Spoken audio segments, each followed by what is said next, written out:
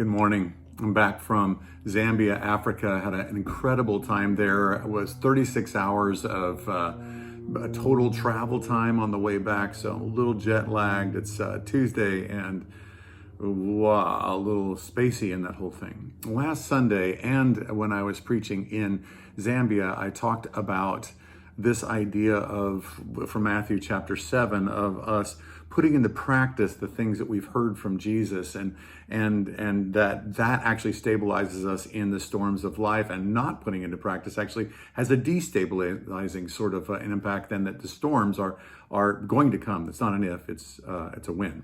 So with that in mind, I want to explore with you together this week a bit of the idea of what is it that you might know that you can't even pinpoint, that you know something that you're not doing something about. Because my intention wasn't to just bring stuff up and kind of leave it in this concept mode, this abstraction, so that you really don't know what to do about that. So let's just kind of break some of these things down over these next few days.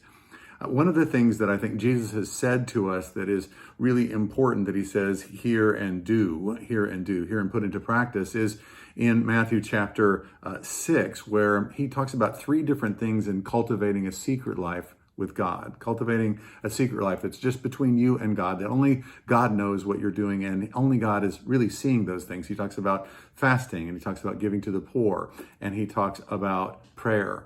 Now, those three things, Jesus doesn't say, if you give to the poor, or if you fast, or if you pray. He says when. That these are actually disciplines of the Christian life that God has invited us into, that keep us in sync with him, that cause our lives to become rich and in the appropriate way detached from the ways of this world, so that we're not being so infected, and by being infected, we are in some ways being destabilized by that. So this morning, I want to ask you about prayer, secret life with God in prayer. And Jesus says, when you pray, get alone with God. Are you getting alone time with God?